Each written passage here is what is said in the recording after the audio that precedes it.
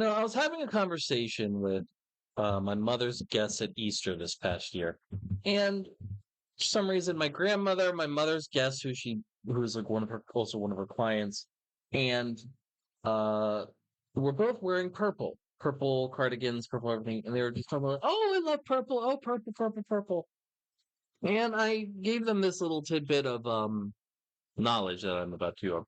That's the title of this video, and they kind of looked at me like, "Why are you talking?" Typical waspy environment.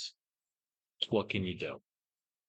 Yeah. But to that point, y'all want to know why in well, all of these old paintings you see throughout history,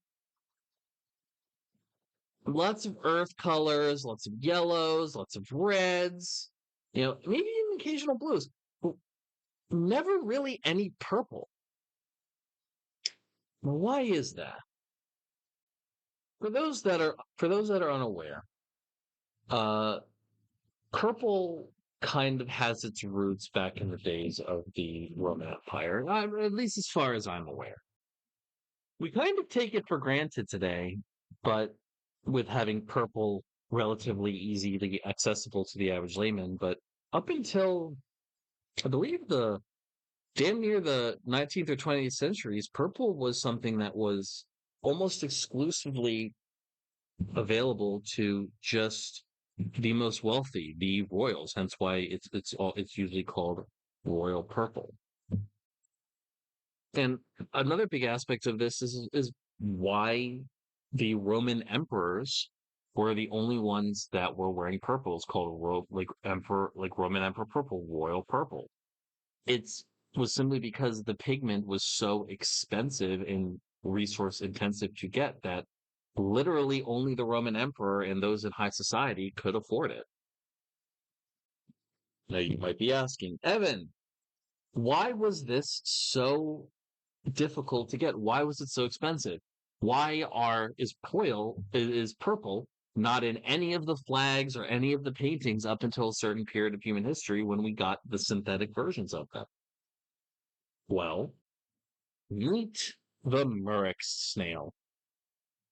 It and a slew of a handful of other tiny snails, and their shells are particularly the reason how that type of purple was found in the ancient world. And you needed thousands of these little guys to be able to make even a gram of pigment to be able to create royal purple. This is why it was never in any paintings. It was never in any flags like that will march into battle and was only really used by the upper echelons. It's because you needed thousands of these little shits to be able to really do anything. So, I mean, to get this tiny little rock you see here, which is the pigment that the snails are made out of, you had to genocide like an entire bunch of little snails. So, and because they had to find them on the beach because there was no ability for people to really go to the bottom of the ocean and dredge, you had people walking along the beach hoping and praying to find these specific types of snails. It was just the technology at the time made it so this was the only way to get it. But yeah, that's the gist of it. I made this because I thought about it and I thought it was interesting and I wanted to share it with you.